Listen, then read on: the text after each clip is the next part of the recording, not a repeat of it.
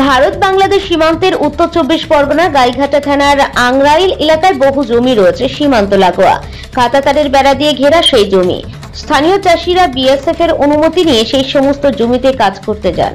স্থানীয়দের দাবি, জমিতে কাজ করতে যাওয়া এবং আসার সময় দীর্ঘদিন ধরে তল্লাশির নামে হয়রানি করে বিএসএফ। আজ জমিতে যেতে দিচ্ছে না, ফলে জমির ফসল জমিতে নষ্ট হচ্ছে, ব্যাপক ক্ষতির সম্মুখীন হবেন তারা। জমিতে বিএসএফ না যেতে দেওয়ায় এদিন স্থানীয় চাষিরা বনগাঁ ঝাউডাঙ্গা রোডের আংরাইল বাজারের রাস্তা অবরোধ করে বিক্ষোভ দেখান। প্রায় 1.5 ঘন্টার উপরে চলছে এই অবরোধ। অবরোধকারীদের দাবি, মাঠে যাওয়া এবং আসার সময় তল্লাশির নামে হয়রানি করে বিএসএফ। আজ সীমান্ত লাগোয়া জমিতে যেতে দেয়নি, তারা চাইছেন তল্লাশির নামে হয়রানি বন্ধ হোক। আরে আমাদের মাঠে যেতে দিচ্ছে না, প্লাস আমাদের কোনো যে আমাদের যে ভাতটা নিয়ে যাচ্ছে জন্মজুরি, সেই ভাতটা পর্যন্ত লাঠি দিয়ে ঘুঁটে দেখছে, আর বস্তা পুরো ঢেলে দিচ্ছে, পটলের বস্তা, ফুলের বস্তা। কেন? তাহলে ওইগুলো যে ঢেললে তাহলে তো ফুলগুলো বিক্রি হবে না। তাই আমরা চাই যে আমাদের এই করা বন্ধ হোক, আর এই সাহেব যাতে না থাকে তার ব্যবস্থা করেন, আর আমাদের পঞ্চায়েতের রাস্তা যাতে না বন্ধ করে তার চেষ্টা করেন। আর সব যেন সব নিচে দিয়ে দেয়, বর্ডারের নিচে যেন ওদের জায়গায় ওরা 0 পয়েন্টে যেন চলে যায়। হ্যাঁ, রাস্তা আজকে অবরোধ করেছে আমরা, আমাদের যেতে দিইনি, পটল তুলতে যেতে দিইনি, আমাদের সাইকেল পর্যন্ত যেতে দিচ্ছে না। আমাদের মালটা কিসে করে নিয়ে আসবে? সেই পটলটা যে তুলবে সেই মালটা কিসে করে নিয়ে আসবে? ভ্যানটা যদি না যেতে দেয় সাহেব যেতে দেবে না।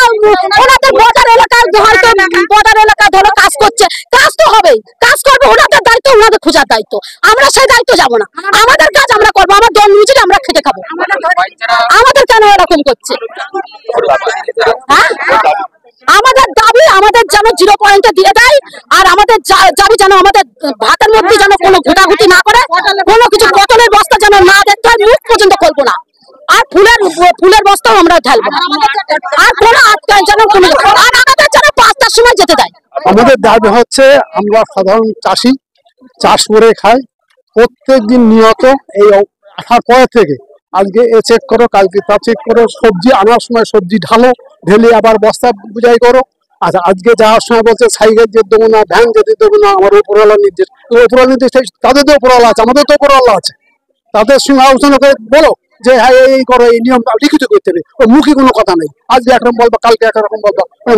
আবার তো কলা গাছ কেটে, কলা গাছ কাঁদি সহ ফেলে যাচ্ছে ইচ্ছা মতো, দিয়েছে। আর বললে হয় গলতি হোক। হ্যাঁ, এইভাবে আর পারা যাচ্ছে না। ওই সবজি তোলার পরে মানুষ হয়ে যায় ক্লান্ত, ওই সবজি ঢালো আবার বস্তা পদবরোধ করি যে আমাদের সুরাহা হোক, সুষ্ঠু মীমাংসা হোক। শ্যামদাস মন্ডল। খবর পেয়ে ঘটনাস্থলে আসে গাইঘাটা থানার পুলিশ ও ঝাউডাঙ্গা গ্রাম পঞ্চায়েতের প্রধান আন্না বিশ্বাস। তিনি বলেন, বিএসএফ এর সঙ্গে কথা বলেছি, সমস্যার সমাধান হয়ে যাবে। আমাদের এখানে বিএসএফ এর তরফ থেকে চাষিরা যে চাষবাস করে তার জন্য ওদের খুব অসুবিধা হচ্ছে, বর্ডার থেকে মাল আনার জন্য। পটল যেসব চাষবাস করে হাটবারে খুব অসুবিধা হচ্ছে, তার জন্য বিএসএফ তরফ থেকে ওরা রাস্তা অবরোধ করেছে, যাতে ওই সমস্যার সমাধান হয়। হ্যাঁ, বিএসএফ এর সাথে কথা বলেছি, তারা বললো যে আমাদের বড় সাহেবের সাথে আমরা কথা বলে এক জায়গায় সব পাবলিক নিয়ে মিটিং করে যাতে সলিউশন হয় সে ব্যবস্থা করব। আপাতত যেভাবে আগের মতো রুল আছে সেভাবেই করবো, আমরা চলবো। অবরোধ এখন জনগণ কি করে দেখি, ওদের সাথে কথা বলে দেখি।